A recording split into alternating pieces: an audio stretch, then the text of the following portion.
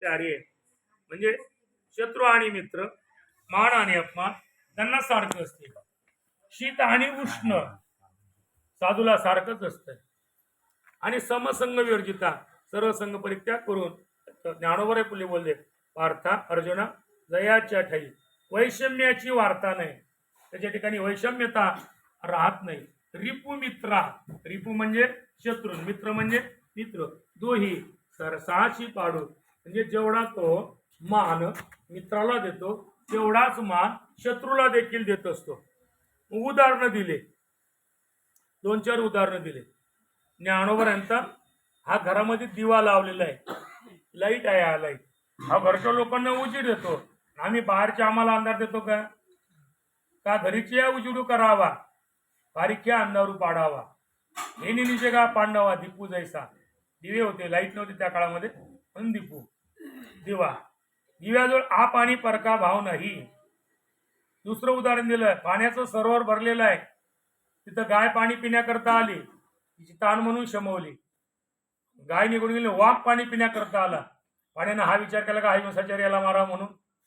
का गायीची तृषा हरू व्याघ्र विषोनी मारू, हे निजे का करू तोही जैसे. तिसरं उदाहरण दिलं ज्ञानोबरायने, वृक्ष आहे वृक्ष, आंब्याचं झाड लावलं ते पाणी घालणाराले फळ देते, तोडणाराले फळ देते. झाड काय त्याला सर्वही करताना जो खांडावया घाव घाली, का लावणी जया केली, दोघात एक सावली वृक्ष जैसा. म्हणजे वृक्षजवळ आपणार भाव नाही, पानवळ आप आणि परका भाव नाही, देव आप आणि परका भाव नाही, तसा साधू जवळ आप आणि परका भाव नाही. आपणा पारिके नाही तेथे, हा महत्वाचा भाग आहे. आप आणि परका भाव साधूजवळ नसतो. ते आपल्यावर तो उपकार करतातच, पण परक्यावरही करतात. उदाहरण, ज्ञानोबर यांना मांडे खाण्याची इच्छा झाली. निवृत्तीनाथांना, माफ करा, निवृत्तीनाथांना मांडे खाण्याची इच्छा झाली. मुक्ते, काय दादा तुला मांडा बनवता येते का? मांडा कशावर बनवता? खापरावरते. इकडे बनतच ना, आमच्याकडे पूर्णाचे मांडे बनतात. हा, खापरावर बनवतात आमच्याकडे. तिने सांगितलं मुक्ताबाईनं, दादा मला येत नाही, पण आई करत होती तर मी पाहत होती. मांड बांधण्याकरता खापर पाहिजे. लगेच आईसाहेब सिद्धपेठातून कुंभारवाड्यात गेल्या. ते भांड घेतलं मांड बनवायचं. येताना रस्त्यात इसोबा साठी भेटला. काय मुक्ते? काय नाही म्हणजे दादांना मांडे खाण्याची इच्छा झाली. संन्याशाचे काटके चटके झाले वाटते तुम्ही. एक काना खाली लावली आईसाहेबांच्या, ते भांड खापराचं फोडून टाकलं.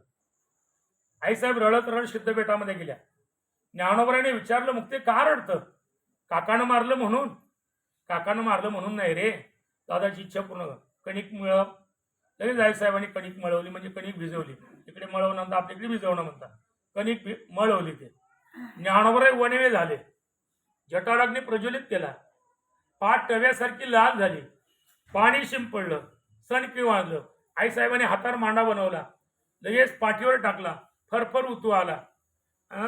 विसोबा चाट्याला वाटलं संन्यासाचे पोरं मनातले मांडे मनात खात असतील, म्हणून तो सिद्ध बेटारी यायला लागला. येताना त्याला वास आला. माणसाला वास आलं की पहा वाटते, आणि पहा वाटलं की खा वाटते.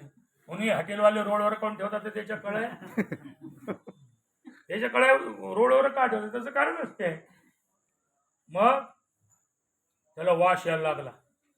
वास येत असताना त्याचं का असे बंगले होते का, ज्ञानोबराची खोपडी. लगेच डोकावून पाहिलं, तोंडाला पाणी सुटलं. आपल्याला एक मांडा भेटावा. आईसाहेब मांडे बनवत होते. ज्ञानोबराय वणवे झाले होते. निवृत्तीनाथ जेवण करायला बसले होते. सोपान काका एका गायीची सेवा करण्याकरता गेले. गाय होती त्यांच्याकडे. लगेच तो विसोबासाठी आला. लगेच निवृत्तीनाथाच्या ताटातला एक मांडा उचलला, पळत निघाला. आईसाहेब बाहेर आल्या. विसोबा, अच्छा खेचरासारखे का पडता? पंक्ती देऊन बसा. याला म्हणता आपणा पारिके नाही तेथे. याला म्हणता रिपू मित्रा दोई सरसाची पाडू. मंबाजी बुवानं भर कीर्तनात तुकोबऱ्याला काट्यानं मारलं. तुकोबऱ्या हातपाय दाब्याला गेले. नाथ महाराजांना 108 वेळा थंकणारा येवन त्याला प्रसाद दिला आणि मुक्त केला. हे साधूचं लक्षण आहे. म्हणून इथं साधूचं लक्षण ज्ञानोबराय करत असताना ज्ञानोबरायांनी सांगितलं रिपू मित्रादोई सरसाची पाडो, त्यांच्याजवळ आप आणि परका भाव नसतो, असं संतांचं लक्षण आहे. म्हणून झालेली सेवा श्री गुरूंच्या चरणी समर्पित करू. तुम्हाला ऐका वाटते, मला सांगा वाटते, पण पुढेही बहुत करणे आहे, लाईन नाही एकतं. त्यामुळे मग जेवण वगैरे झाले पाहिजेत. त्या हेतूने झालेली प्रवचनरूपी सेवा श्री व श्री गुरूंच्या चरणी समर्पित करू. मंडळी सर्वांनी निष्ठेने जीवन जगा, संघटित व्हा, गाड्यामध्ये पत्र तुळशीची माळ घाला, एखाद्यासारखं वर्त करा, ज्ञानेश्वरी सारखा ग्रंथ वाचा, रामकृष्ण सारखा मंत्र जपा, होईल तेवढा परोपकार करा. ज्या परिवाराकडे आपला मुक्काम आहे त्या गौडी परिवाराला भगवंताच्या कृपेनं संतांच्या आशीर्वादानं उदंड आयुष्य लावो. आरोग्य, धन, समृद्धी सर्व काही प्राप्त आणि उत्तरा उत्तर या परिवाराकडून भगवान परमात्मा अशी वारकऱ्यांची आणि संतांची सेवा करून घेऊ, एवढी भगवंताच्या चरणी प्रार्थना. झालेली सेवा समाप्त. कुंडली वरदा श्री ज्ञानदेव विठला विठला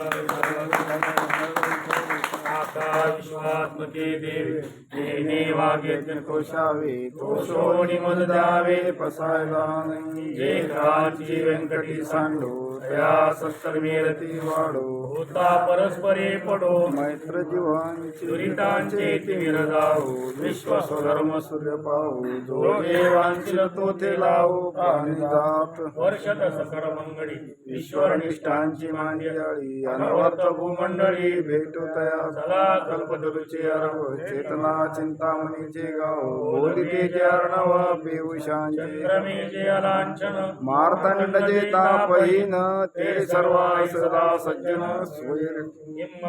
सर्व सुखी पूर्ण होणी तीन लोकी भजी आदि भुगे अखंडित आणि ग्रंथोपजीवे विशेषी लोकी ये दृष्टा दृष्ट विजय होवावे हेच म्हणे श्री विश्वेश्वराव बसाओ येणे वरी ज्ञान देव सुखिया झाला येणे वरी ज्ञान देव सुखिया झाला वरी ज्ञान देव सुखिया झाला गौरधारी श्री ज्ञानदेव तुकाराम बाई की जय सखाराम महाराज समर्थ सद्गुरु श्रीराम महाराज की जय महाराज की जय.